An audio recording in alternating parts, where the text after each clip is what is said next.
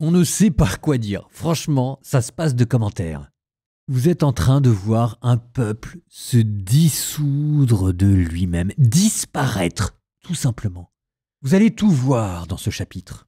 Les querelles entre les hommes et les femmes, la mauvaise foi des uns, la mauvaise foi des autres, l'apostasie générale et un prophète pris en otage qui ne sait même plus quoi dire.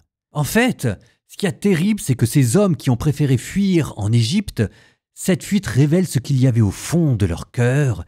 Et ce qu'il y avait au fond de leur cœur, c'était que, en fait, ils n'avaient jamais aimé Dieu. Là, on peut plus se le cacher. Jérémie, chapitres 44 et 45.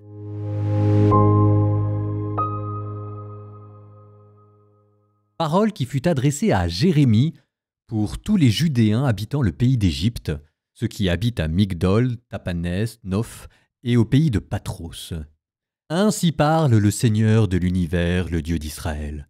Vous avez vu tout le malheur que j'ai fait venir sur Jérusalem et sur toutes les villes de Juda. Aujourd'hui, les voici en ruine et sans habitants.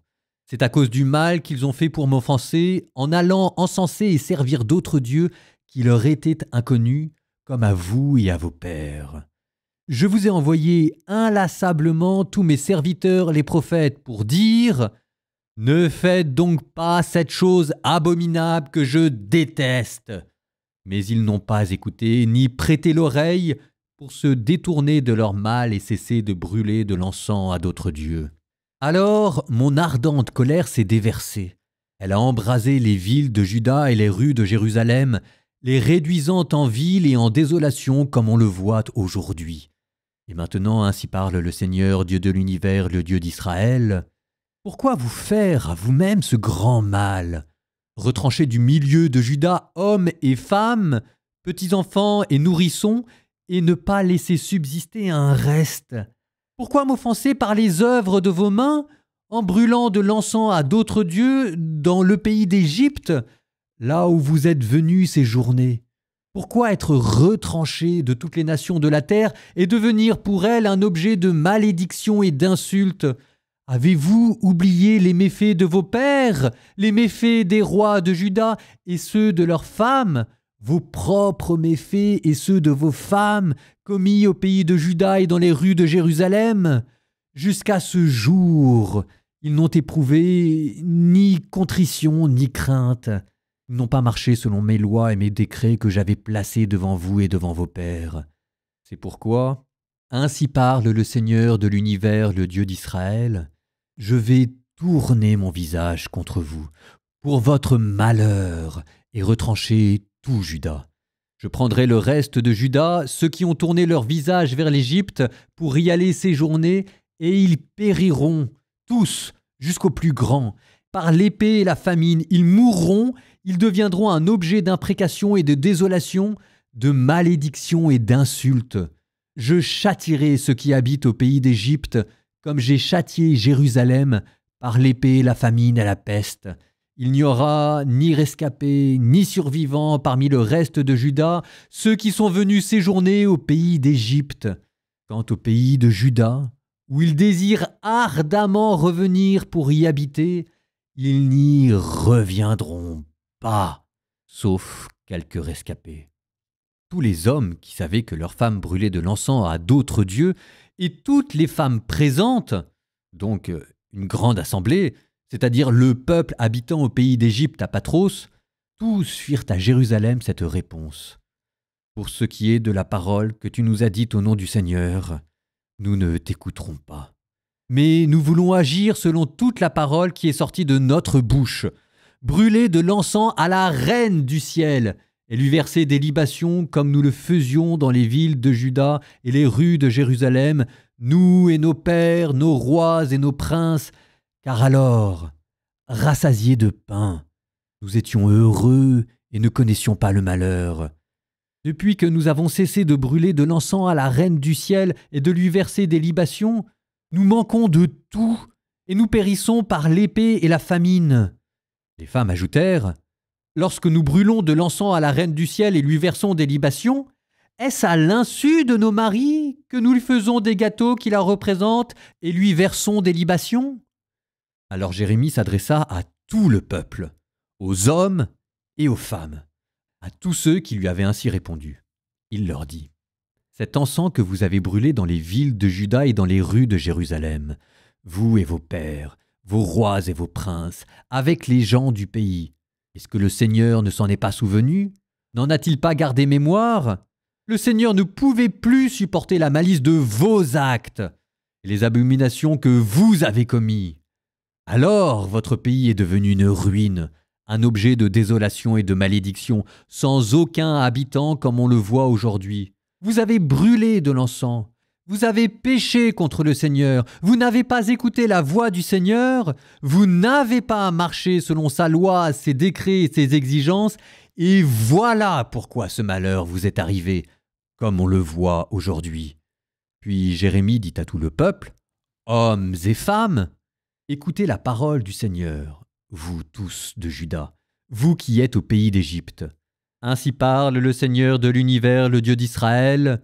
Vous et vos femmes, vous avez dit de votre bouche, et vous avez accompli de vos mains, vous qui déclariez : nous réaliserons les vœux que nous avons faits de brûler de l'encens à la Reine du ciel et de lui verser des libations. Eh bien, acquittez-vous donc de vos vœux, réalisez-les complètement. Cependant, écoutez la parole du Seigneur, vous tous de Juda, vous qui habitez au pays d'Égypte.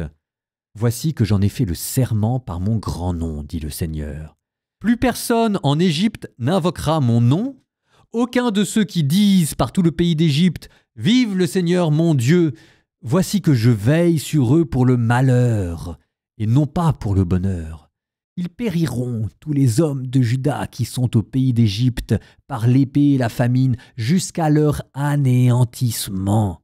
Et quelques-uns, peu nombreux, échapperont à l'épée, et ils s'en retourneront du pays d'Égypte au pays de Juda.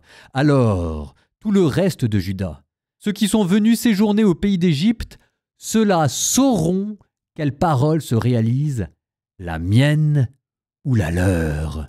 Et voici pour vous, oracle du Seigneur, le signe que je vais vous châtier en ce lieu, afin que vous sachiez que mes paroles de malheur contre vous se réalisent vraiment. Ainsi parle le Seigneur. Je vais livrer le pharaon Ophra, roi d'Égypte, aux mains de ses ennemis, aux mains de ceux qui en veulent à sa vie, comme j'ai livré Sédécias, roi de Juda, aux mains de Nabuchodonosor, roi de Babylone, son ennemi, celui qui en voulait à sa vie. Parole que le prophète Jérémie adressa à Baruch, fils de Néria, quand celui-ci écrivait sous la dictée de Jérémie ces paroles dans un livre, la 4e année du règne de Joachim, fils de Josias, roi de Juda. Ainsi parle le Seigneur, le Dieu d'Israël, à ton sujet, Baruch. Toi qui as dit « Malheur à moi », le Seigneur ajoute le tourment à ma douleur, je m'épuise à force de gémir sans trouver de repos. Voilà ce que tu diras à Baruch. Ainsi parle le Seigneur. Ce que j'ai bâti, je vais le démolir. Ce que j'ai planté, je vais l'arracher, c'est-à-dire tout ce pays. Et toi, tu demandes pour toi de grandes choses. Ne demande rien, car je vais faire venir le malheur sur tout être de chair, oracle du Seigneur. Mais toi, en tout lieu où tu iras, c'est comme part de butin que je t'accorderai la vie sauve.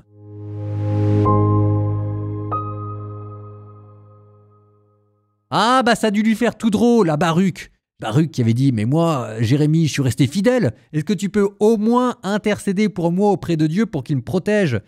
La réponse de Jérémie, mais totalement désabusé par tout ce qui se passe.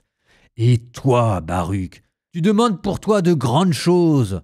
Ne demande rien, car je vais faire venir le malheur sur tout être de chair, oracle du Seigneur.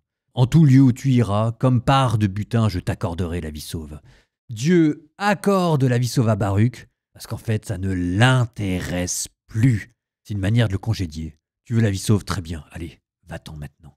Il faut dire que ce peuple, à peine arrivé en Égypte, est déjà en train de sacrifier aux dieux égyptiens. Qu'est-ce que vous voulez que je vous dise? Ah si, ce peuple, c'est pas n'importe qui. C'est le parti des colombes. C'était les alliés de Jérémie qui l'ont pris en otage pour l'amener avec eux à Jérusalem. Et voilà que maintenant, ils sont en train d'apostasier devant lui. La vérité, c'est qu'ils n'avaient jamais aimé Dieu, ou s'ils l'ont adoré, ils l'ont adoré à la manière d'un dieu phénicien, un dieu parmi d'autres, qui avait son Ashéra, à qui fallait faire ses sacrifices, le dieu des montagnes. Et maintenant qu'ils ne sont plus dans les montagnes, mais dans les plaines, ils ont sacrifié à d'autres dieux. En fait, c'est plus simple de se dire que la religion israélite, c'était une religion cananéenne. Et à l'intérieur de cette religion, il y avait quelques prophètes qui se réclamaient d'un obscur Moïse, et que l'on écoutait, mais parmi d'autres sensibilités à laquelle on était plus attaché par dévotion populaire. Les veaux d'or de Béthel, le serpent de bronze, le temple de Jérusalem, et un temple parmi d'autres. Et c'est quand Dieu aura tout détruit et que tout ce beau monde se retrouvera à Babylone que les seuls qui ne les auront pas abandonnés, ce seront ces obscurs prophètes. Et là, ce qu'il reste du peuple israélite décidera d'identifier leur religion à ces prophètes. Mais là, on n'y est pas encore, et puis de toute façon, on n'est pas à Babylone, mais en Égypte, et vous voyez ce qu'il reste du peuple se dissoudre devant vous à grands coups de querelles conjugales. On aurait le droit à tout, même la mesquinerie des querelles de couple. Nous nous tournons en guise de prière finale vers la fin du 2e chapitre des livres des Lamentations. Mes yeux sont usés par les larmes, mes entrailles qui frémissent. Je vomis par terre ma bile face au malheur de la fille de mon peuple, alors que défaillent petits enfants et nourrissons sur les places de la cité. À leur mère, ils demandent « Où sont le froment et le vin ?» alors qu'ils défaillent comme des blessés sur les places de la ville et qu'ils rendent l'âme sur le sein de leur mère. Que dire de toi ? À quoi te comparer, fille de Jérusalem ? À quoi te rendre égale pour te consoler, vierge fille de Sion ? Car ton malheur est grand comme la mer. Qui donc te guérira ? Tes prophètes ont eu de toi des visions vides et sans valeur. Ils n'ont pas dévoilé ta faute, ce qui aurait ramené tes captifs. Ils ont eu de toi des visions, proclamations vides et illusoires. Tous les passants du chemin battent des mains contre toi. Ils sifflent et hochent la tête devant la fille de Jérusalem. Est-ce la ville que l'on disait toute belle, joie de toute la terre ? Contre toi, ils ouvrent la bouche, tous tes ennemis. Ils sifflent et grincent des dents. Ils disent, nous l'avons englouti. Voilà bien le jour que nous espérions, nous y arrivons, nous le voyons. Le Seigneur fait ce qu'il a résolu. Il accomplit sa parole, décrétée depuis des jours d'autrefois, et il détruit sans pitié. Il réjouit à tes dépens l'ennemi. Il accroît la force de tes adversaires.